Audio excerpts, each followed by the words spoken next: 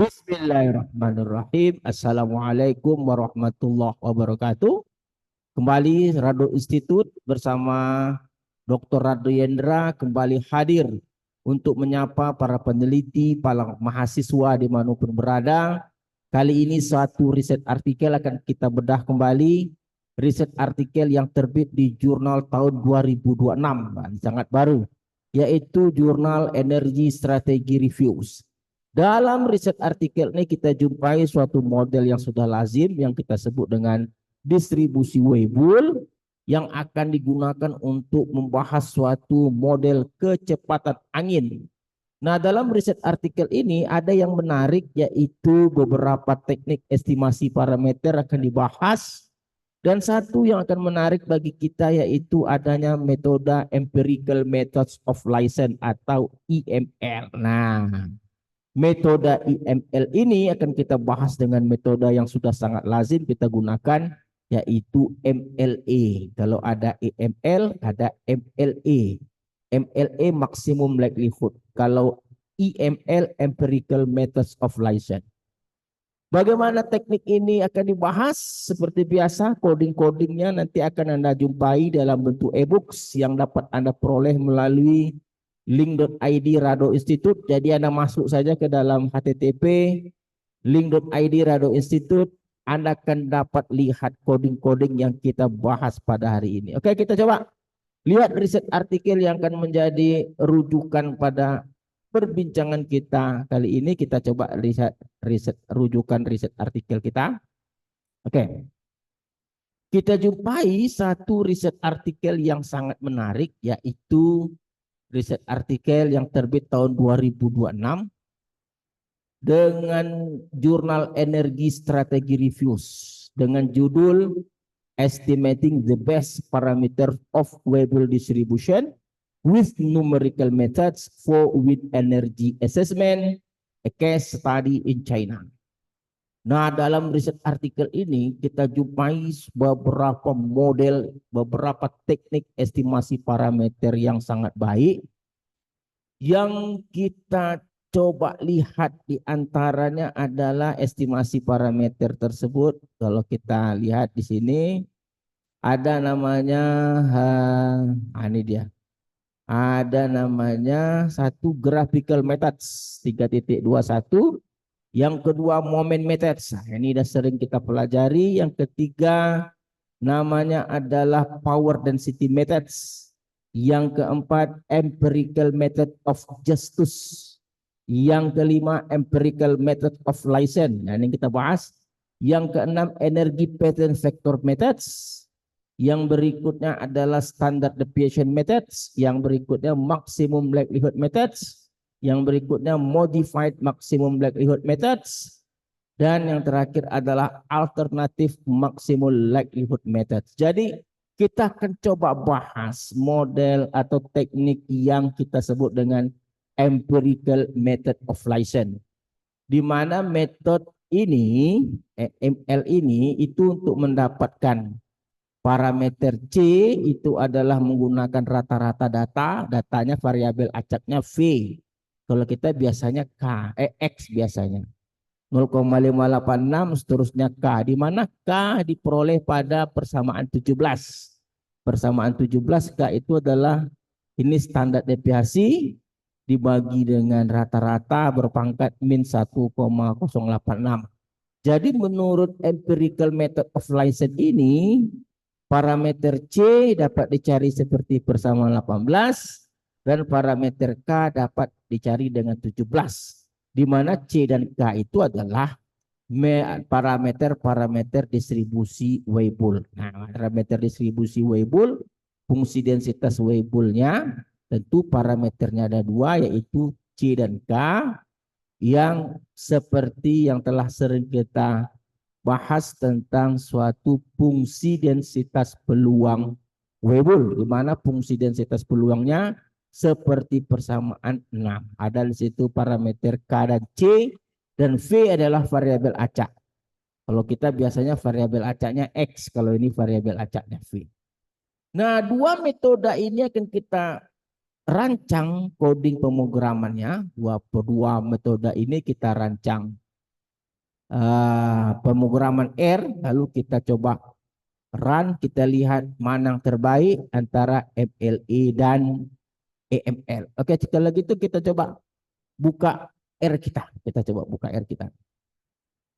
Nah, ini R kita. Nah, data yang kita gunakan adalah data kecepatan angin yang terjadi di Pekanbaru. Jadi kalau kita mau run data kita run, kita ambil data kecepatan angin yang ada di Pekanbaru wind speed. Nah, ini dia wind speed data. Open. Kita mau lihat data kita. Nah, ini data kita X. Caps lock X. Nah, ini ada data kecepatan angin harian di Kota Pekanbaru. Lebih kurang datanya 6.000-an, 6.500 lebih. Nah, dari data ini kita akan coba bangun satu coding. Ini adalah fungsi densitas Weibull. Pada riset artikel tadi ada parameternya, ada K dan C. Dan X ini variabel acak. Kalau dalam riset artikel tadi V. Dan ini kumulatifnya. Lalu seperti biasa menggunakan MLE, kita gunakan pasti nanti negatif log likelihood, ini sudah standar. Ya. Ini selalu kita bahas. Nah, ini negatif. Nah, yang dikatakan log likelihoodnya itu ini, sum log. Ini negatif. Lalu kita gunakan optim untuk mendapatkan parameter. Gunakan nilai parameter awal 1 dan 1. 1 untuk K, 1 untuk C. Lalu ini adalah lesson. Nah, ini lesson. Ini mencari parameter yang kita lihat tadi dalam riset artikel. Oke. Ini K-nya dan ini adalah untuk C-nya. Persis pada riset artikel. V tadi adalah min X. Kalau dia tadi kita gunakan X, maka V kita gunakan min X. Oke. Nah, ini untuk parameter C, ini untuk parameter K. Oke. Lalu langkah berikutnya adalah kita bandingkan nanti AIC dan BIC untuk kedua model. Lalu Kolmogorov-Smirnov, KS, Anderson-Darling, dan apa nanti kita lihat histogram. Ini adalah density plot dan ini adalah cumulative plot. Nah, kita coba runkan saja. Kita coba run, kita lihat hasilnya. Apakah dia berbeda secara signifikan atau tidak terlalu banyak berbeda. Kita run.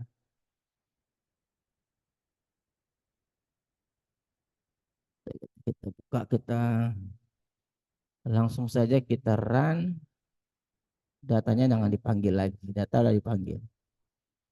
Oke, kita coba run semua. Grafik nanti. Run. Kita lihat di konsol. Nah, itu dia. Kenapa ini? Datanya belum kita buka. Oke, kita buka data dulu. Kita coba lihat data kita X. Wah, iya belum ada X. Kita panggil data kita dulu.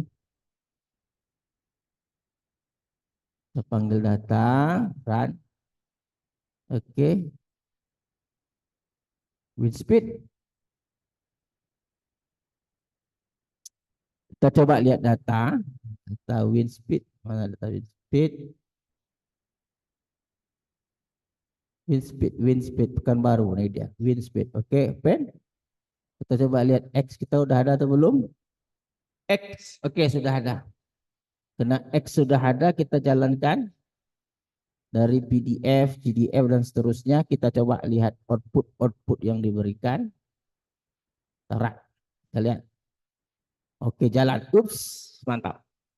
Nah, kalau kita lihat MLE parameter K-nya 1,7, C-nya 2,3. IML K-nya 1,8, C 2,3. Dari AIC dan BIC kita dapat lihat bahwa ternyata lebih bagus lagi dengan maksimum likelihood. Ini 19.029, ini 82. Oke, lebih kecil lagi MLE dari maksimum likelihood. Ini juga lebih kecil dari maksimum likelihood. Oke. Dari Kolmogorov-Smirnov juga kita bisa buktikan, juga dari Anderson-Darling juga jauh juga kita dapat buktikan. Nah, setelah ini jalan, kita coba lihat histogram plus PDF. Ini density plot, memasangkan histogram dengan fungsi densitas. Ini D Weibull untuk MLE, ini fungsi densitas Weibull untuk IML. Artinya parameter fungsi densitasnya sama. Cuman parameternya tadi digunakan MLE, ini yang di MLE. Ini parameternya yang menggunakan IMR, ini yang IML. Fungsi densitasnya sama. Coba kita kan. Dan satu lagi ini adalah kumulatif plot. Memasangkan kumulatif hampiran, empirical model, melawan kumulatif ini model yang dengan MLE, ini yang dengan IML. Oke, kita runkan saja, kita coba lihat hasilnya. Oke, kita lihat hasilnya, run. Oops. Nah, itu dia. Jadi kalau sepintas juga kita yakini yang warna merah itu adalah yang menggunakan maksimum likelihood atau MLE, itu juga lebih baik daripada IML atau empirical methods license. Kita lihat di sini sangat baik sekali yang berwarna merah menangkap histogram. Juga kalau kita lihat dari CDF plot juga nampak juga perbedaan sedikit saja. Yang warna merah itu lebih sempurna menangkap yang warna hitam. Merah itu adalah CDF dari model Weibull yang menggunakan MLE, yang biru putus-putus adalah kumulatif Weibull menggunakan IML. Oke, saya rasa sangat baik sekali yang kita bahas pada pagi hari ini. Semoga bermanfaat untuk menjadi masukan dalam melakukan penelitian. Jumpa lagi. Assalamualaikum warahmatullahi wabarakatuh.